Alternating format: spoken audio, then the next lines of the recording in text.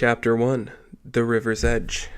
Coming from the premiere of CW's The Riverdale, a series that seriously did not impress me at first. I saw the trailers, I thought they were dumb, I thought they were stupid. It did not make sense for the Archie Comics character to act like this, to be like this. It was too dark, it was too foreboding, it was too mysterious.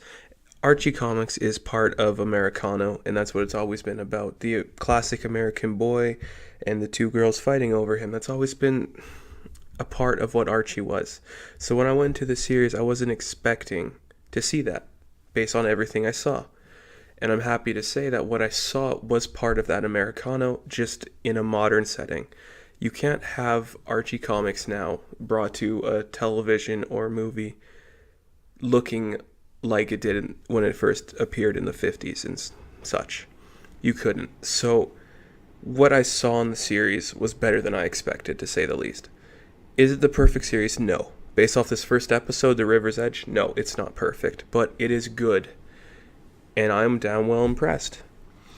So let's just go over some of the things that I liked, some of the things I didn't like, just a few things that are worth noticing about the series. Starting right off, the casting was perfect. There was no character I thought was miscast. The first standout character, I really believe, was Luke Perry. From his first appearance on the show playing Archie's father, Mr. Andrews, I was impressed. He was the perfect type of dad for a town like this. He has his own company and he wants his son to stay there, take over the family business. And it's just so nice to see Luke Perry on television again. It's impressive. It made me happy to see him. And he plays a good dad, to say the least. He played Archie's dad well, and I impressed what I saw with him. Another one that stood out to me right off the bat, I have to say, they really cast her well, is Hermione Lodge. The actress's name I am not too sure how to pronounce. Marisol Nichols. I think that's how you pronounce it. She was phenomenal. Much like kind of opposite of what Luke Perry did. She's a single mother coming off of being with Veronica's father, who isn't in this episode, and I'm glad he's not, because I feel like there's going to be a lot more happening with him. But she played her character well. You see her trying to get over what happened to her with her husband, and it's really sad to see that she can't get jobs, she can't find work because of what happened. And there's a scene with her and Mr. Andrews that really amplifies that, because he knows that she'd be good for the job, and she's applying for a job at his company, his contracting company, and he knows he'd be good for the job, and he can't give her the job because of what happened with her and Mr. Lodge, and it's sad. So those were the two characters that stood out to me right off the bat. And I gotta say, the actress that plays Betty, she did fine.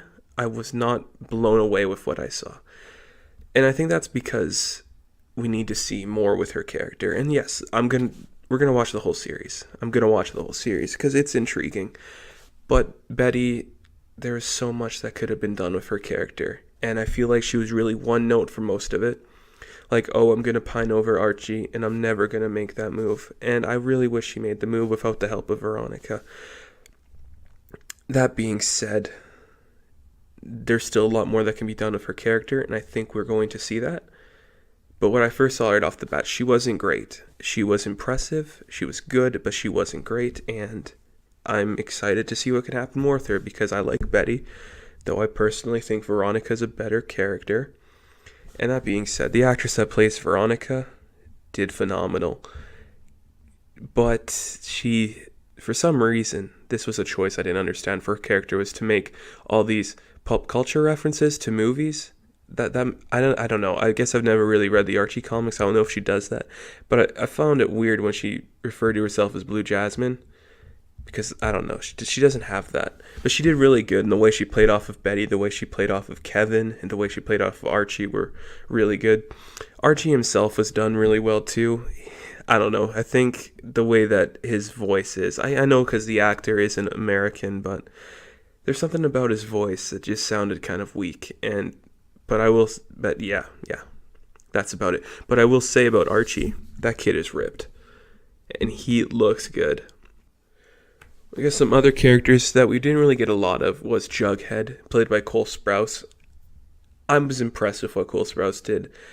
From the opening of the whole story, yeah, it's a narration from Cole Sprouse's Jughead. It was good. I will say it was a nice narration. I like what they're trying to do with that. It might get a little harder to accomplish later if he's going to narrate through the whole series because it's going to lose its pull. It's going to lose its momentum if he's going to narrate the whole thing. I wish he did more in this episode because he's only at the beginning and he's at the end. But he played well off of Archie, and there's something up with him. I have this feeling that there's something up with Jughead. He knows more than he's letting on to his characters. And by the way, I guess we should talk about the plot, and that will lead into the talk about Cheryl Blossom. So the whole first episode takes place after the events of summer, where on the 4th of July, Cheryl's brother Jason Blossom is found dead. Well, that's not till later, but he gets killed or drowned, supposedly. But we find out that he was shot. And at the end of the episode, we see Kevin and Moose find the body. So the whole thing with Cheryl and her brother, it was good. It made sense what they were trying to do with that. And Cheryl's just a bitch.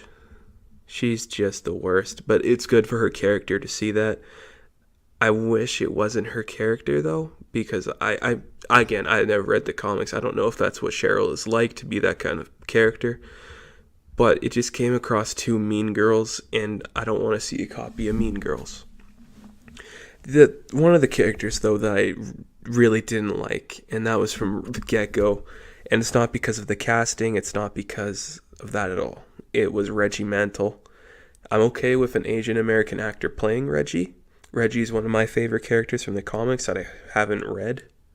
I just love that character, but seeing the way he was portrayed in this series, it did not feel right to me. There was so much more that could have been done, and it could have been handled better. I don't feel like he's a bully. I don't feel like he's intimidating. I just feel like he's a dumb jock, and that's not an angle I was expecting to see. But besides Reggie, I think all the other characters were handled pretty well.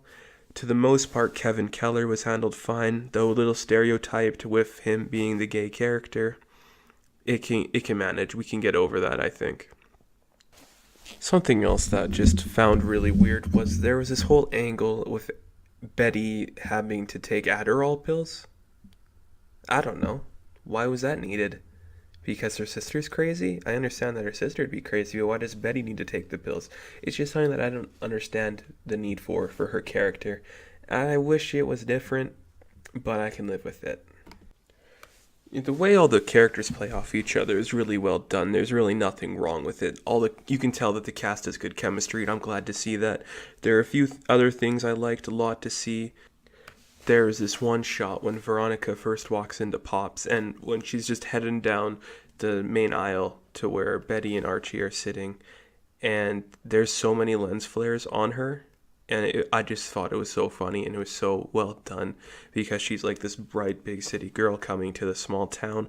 I thought that shot was well done, and any of the shots involving Betty and Veronica just together, those two, they were done well. The whole tracking shot when it's Betty and Veronica and they're coming back from the cheerleading tryouts, that was really well done. And there was just so much good about the whole cinematography of it. The opening sweep of this town, that was well done. All the shots on the lake, and especially the one where you can see Cheryl hunched over when Jason just drowned. I thought that looked really well done, and it looked good. But at the same time, this was a CW show, and it's very apparent that it is a CW show. There's so much more that could be done if it wasn't on CW, because they do have limitations, and I'm a fan of their other shows. I watch Arrow, I watch The Flash, I watch Supergirl, I watch Legends of Tomorrow. Supernatural is garbage, but saying that, you can tell that it has a certain feel to it and a certain angle that they have to play to their audience, and that's really apparent. But there's still so much good about this show. Something I wasn't expecting to see that I did see was one of the first shots we see of Betty. She's wearing a bra, and it just shocked me because I wasn't expecting to see that. Then you see Kevin in her room. That impressed me too. I was impressed that we got to see that shot because it was so random and so not what I was expecting that it made me happy. Things I didn't like. The whole Archie and Miss Grundy angle. It is so redundant and pointless that I do not want to see it. It just felt wrong to see that and to see Miss Grundy be a young, attractive teacher. I'm not saying that the character Miss Grundy needed to be old, she needed to be ugly. I'm just saying having her and Archie together just did not feel right. I do not care about this storyline, and it sucks because it's going to play a crucial part in the series because they hear the gunshot that supposedly killed Jason, and I do not want to see them together. I like the angle about it though, where she has to teach Archie music because that's what his passion is. I thought that was well done, and I think they could have done that without having to have the two of them together intimately. Overall, I think the show has a lot of potential, and yes, it's just the first episode, and it was a well done episode. If I had to give it a rating on a scale out of 10, I would give it an 8. And it is a mysterious show. There's a lot of mystery, there's a lot of intrigue, and I'm going to continue watching, like I stated earlier. I really hope that you do too, because it's a compelling show. To say that about it, it's compelling, it's intriguing, the characters are well written. Is it exactly like the comics? No, it is not like the comics. It's mature, it's more adult, and it's more of this time. And I really think it's a good show. There's some stuff that needs to be fixed, and there's some things I would like to see happen, but overall, it was well done, it was well made, and it impressed me more than I thought it would. That'll do it for the end of this installment. Stay tuned next week when we do another review. Until then, good luck. Stay tuned for more TV and movie reviews coming soon from this channel. Hope you enjoyed this video.